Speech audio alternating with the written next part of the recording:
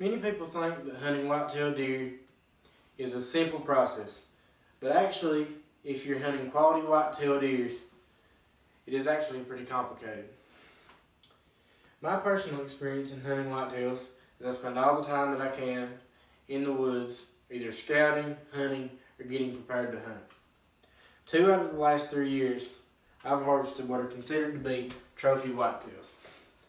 A trophy whitetail is considered by the Pope and Young Bow Club any whitetail that scores over 125 inches Boone and Crockett.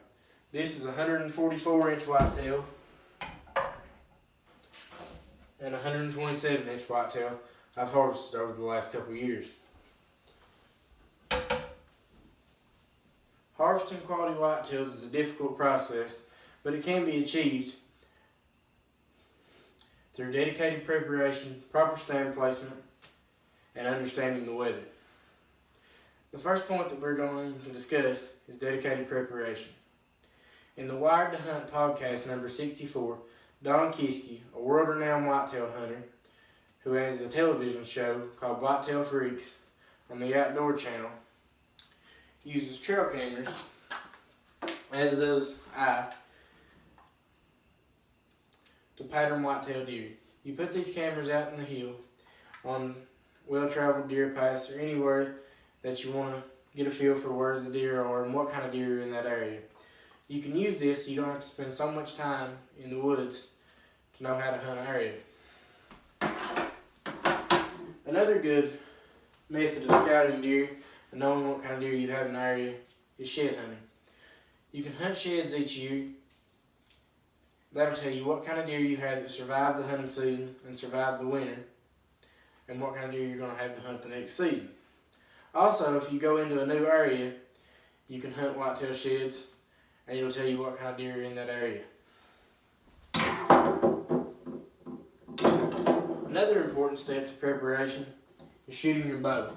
You should shoot your bow regularly and be ready for when that moment comes up with the whitetail. Also, if you take a long trip or anything that you think you may have knocked your sights off, you need to shoot to make sure everything's ready for the hunt. Now that we've discussed some of the things you need to do to prepare yourself to hunt whitetails, we can talk about proper stand placement. In the Wired to Hunt podcast number 34, Tyler Ridner talks about hunting public land. When you're hunting public land, the problem is it's public. Anybody can go there. So you have to be able to find places that a lot of people don't go, where the hunting pressure is lower, and that makes it easier for you to kill a whitetail deer because they're not as scared there, especially a mature whitetail. In the Wired to Hunt podcast number 8, the host of the podcast talks about tree stand setup tips. When you set up a tree stand, you want to get up there high to where the deer can't see you, and you want to make sure you have plenty of cover, leaves, branches, and things like that, to break you up to where the deer can't see you. Because whitetails are always watching, and you got to be unseen to be able to harvest that animal. You also want to be comfortable in your stand. Things like easy hangers that make it easier for you to get your bow when you need it, and it's out of the way when you don't, are nice to have.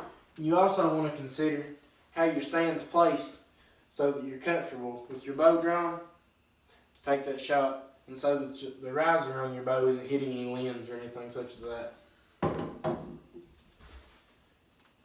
Now that we've talked about our stand placement and what we want to do to get prepared, we'll talk about the weather. Understanding the weather is very important to whitetail hunting. In the Wired to Hunt podcast number 21, Terry Drury, he and his brother Mark Drury are 2 of the most famous whitetail hunters in the world.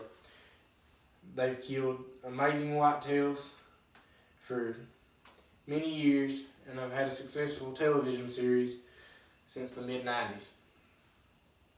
Terry talks about in this podcast the moon and how the moon phases affect deer movement, such as a very slow time for deer movement during the daytime hours is on a full moon, because it's very light out and the deer can see better at night and move more at night. Deer move primarily at night anyway. They're a nocturnal animal, so it makes it very difficult to hunt them especially mature whitetails, trophy whitetails,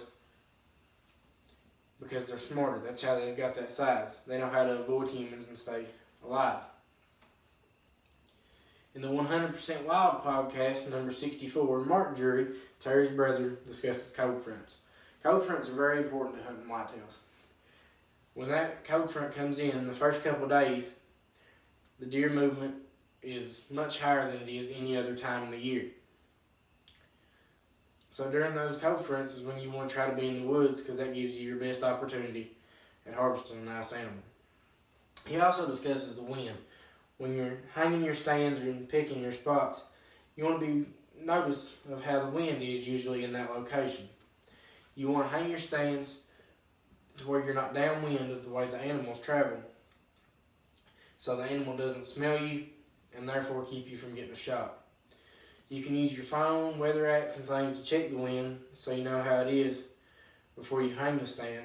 And when you get to the location, you can check the wind after you get there with things like this wind chaser that you can use to see the wind direction by the powder that goes through the air.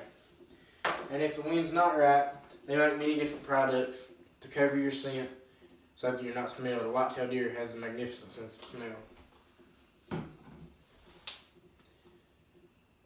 Since we've covered the weather, we've covered preparing yourself for the hunt, and we've covered how to do your stand, you know most of everything you need to know to get started and get out there and hunt whitetail deer. Harvesting quality whitetails is a very difficult process, but it can be achieved through these points that we've covered. Dedicated preparation, proper stand placement, and understanding the weather. In summary, these skills will be very useful to anybody wanting to get out there and try to hunt some trophy whitetails. Now get out there and try to get it done if you're interested. If not, I still hope you found everything I've talked about today interesting and that you enjoyed my presentation. Thank you.